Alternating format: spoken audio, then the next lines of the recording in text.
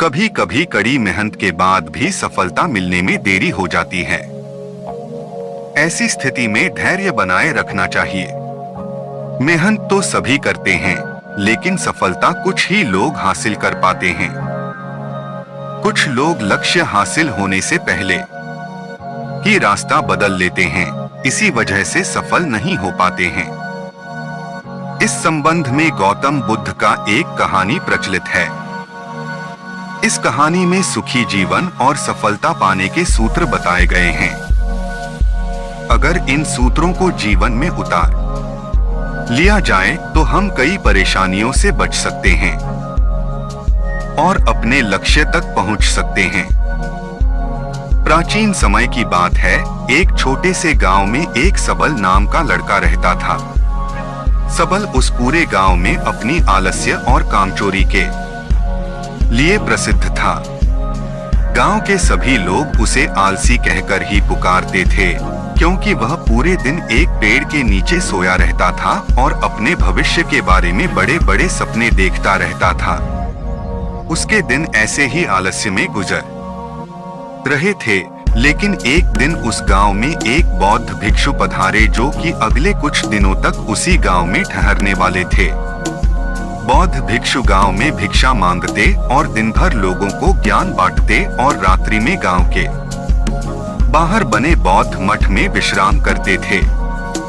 बौद्ध भिक्षु जब भी भिक्षाटन के लिए जाते और भिक्षा लेकर वापस लौटते हैं, तो वह हर बार सबल को उसी पेड़ के नीचे लेटा हुआ पाते थे।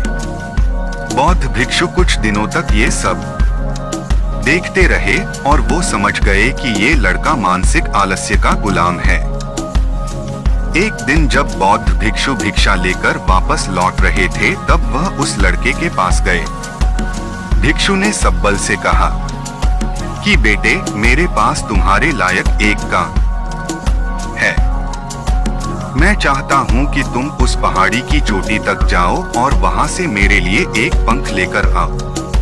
लड़के ने लेटे लेटे ही अपना सिर पहाड़ी की तरफ घुमाया और उसकी सबसे ऊंची चोटी तक अपनी नजर दौड़ाई। उसके बाद उसने बौद्ध भिक्षु की तरफ देखा और कहा, यह असंभव है। मैं उस पहाड़ी के शिखर तक नहीं जा सकता। मैं बहुत आलसी हूँ। बौद्ध भिक्षु ने मुस्कुराते हुए कहा, अरे, लेकिन मुझे जिस पंख की तलाश है वो इस पहाड़ी के शिखर पर भी नहीं मिलेगा। वह तो इस पहाड़ी के दूसरी तरफ एक गुफा के अंदर मिलेगा, जिसके लिए इस पहाड़ी के शिखर तक चढ़कर दूसरी तरफ नीचे उतरना होगा। लेकिन वह कोई साधारण पंख नहीं है। ऐसा पंख तुमने आज तक नहीं देखा होगा। वो एक बहुत ही दुर्लभ लेकिन सुंदर पंख है, जो अपनी रोशनी बिखेरता है।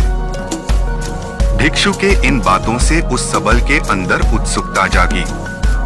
उसने आज से पहले ऐसे किसी पंख के बारे में कभी नहीं सुना था और ऐसे रोमांचक सफर के बारे में सोचकर वह अंदर से उत्साहित हो उठा।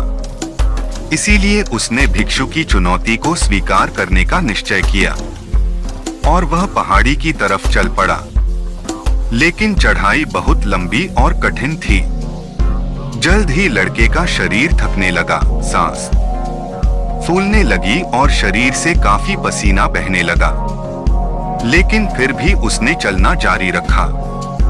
वो जैसे जैसे ऊपर चढ़ता गया, उसे प्रसन्नता और उत्साह की अनुभूति होने लगी, जिसे उसने आज से पहले कभी महसूस नहीं किया था। जब वह कड़ी मेहनत और लंबे प्रयास के बाद पहाड़ी के शिखर पर पहुंचा, तो वह पूरी तरह से थक चुका था, लेकिन वह बहुत खुश था। उसे अंदर से आत्मसंतुष्टि का एहसास हो रहा था। उसके चेहरे पर योद्धा जैसी मुस्कान थी, जैसे उसने कोई युद्ध जीत लिया हो। उसने पहाड़ी के शिखर से नीचे देखा तो उसके सामने एक बहुत ही मनमोहक दृश्य था। उसने अपने अंदर एक उपलब्धि की भावना महसूस की, जो उसने आज से पहले कभी नहीं की थी। लेकिन असली चुनौती आगे थी। सबल को पहाड़ की दूसरी ओर उतरना और उस गुफा को ढूंढना था, जहां पंख के मिलने की बात कही गई थी। नीचे उतरना और भी ज्यादा मुश्किल व खतरनाक था क्योंकि ढलान ज्यादा खड़ी थी और चढ़ाई के समय सबल कई बार लड़खड़ाया और गिरा भी था, तो वह डर भी उसके अंदर था। लेकिन भिक्षु को पंख लाकर देने के वादे की वजह से वह लगातार आगे बढ़ता रहा। काफी खोज मशक्कत और कड़ी मेहनत के बाद जब वह अंत में गुफा तक पहुंचा तो उसने देखा कि पंख वहीं पड़ा हुआ था जो गुफा के प्रवेश द्वार से छनकर आ रही रोशनी में चमक रहा था। उसने पंख उठाया, लेकिन उसकी सुंदरता को देखकर दुविधा में पड़ गया। वह काफी देर तक पंख को ही घूरता रहा, लेकिन फिर अचानक उसे याद आया कि अभी तो उसे वापस भी जाना है। उसने खुद की तरफ देखा। वह पूरी तरह से थक चुका था। वह चिंतित हो गया कि वह पहाड़ पर कैसे चढ़ेगा और भिक्षु तक पंख कैसे पहुंचाएगा। एक पल के लिए उसने हार मानने के बारे में सोचा, लेकिन फिर उसे वह उपलब्धि और गर्व की भावना याद आ गई जो उसने पहाड़ी के शिखर पर पहुंचने पर महसूस की थी। उसे एहसास हुआ कि उसके अंदर इस सफर को दोबारा पूरा करने की ताकत और दृढ़ संकल्प है। वह दोबारा पहाड़ी पर चढ़ने लगा। उसकी मांसपेशियों में दर्द हो रहा था, पैर कांप रहे थे, फेफड़े फटे जा रहे थे। वह कई बार लड़खड़ाकर गिर पड़ा, लेकिन उसने हार नहीं मानी। वह खुद को आगे बढ़ने के लिए लगातार प्रेरित करता जा रहा था। कठिन प्रयास और घंटों की कड़ी मेहनत के बाद अंततः जब वह बौद्ध भिक्षु के पास पहुंचा और उनके हाथों में वह पंख रखा तो उसकी खुशी का ठिकाना न रहा। उसे महसूस हुआ कि आज उसने अपने आलस पर काबू पा लिया है और कुछ महत्वपूर्ण करके दिखाया है। उसके चेहरे पर इतनी खुशी और संतुष्टि का भाव देखकर बौद्धिक इच्छा मुस्कुराई और बोली, बहुत बढ़िया मेरे बच्चे, आज तुमने जीवन का एक बहुत ही महत्वपूर्ण सबक सीखा है कि आलस से कोई ऐसी चीज नहीं है जिसे स्वीकार कर लिया जाए या सहन किया जाए। आलस्य पर काबू पाना एक चुनौती है।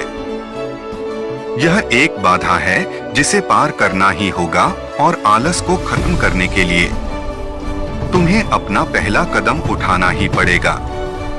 अपने लक्ष्य की ओर चलना ही पड़ेगा और तब तक चलते रहना पड़ेगा जब तक तुम अपनी मंजिल को हासिल नहीं कर लेते हैं। सबल ने भिक्षु के शब्दों की गहराई और उसके महत्व को समझते हुए हाँ मैं अपना सिर हिला दिया। आज उसे एहसास हुआ कि वह हमेशा से ही बड़ी और महान चीजों को करने में सब क्षमता होती है, लेकिन उसके आलस्य ने उसे रोक रखा था। अब वह जानता था कि उसके पास अपने रास्ते में आने वाली किसी भी बाधा को दूर करने की ताकत है। इसके बाद भिक्षु ने सबल को आशीर्वाद दिया और उस गांव से चले गए। इस कहानी से सीखने वाली बात यह है कि जब हम असंभव लगने पर भी अपने लक्ष्य को प्राप्त करने के लिए खुद को आगे बढ़ते हैं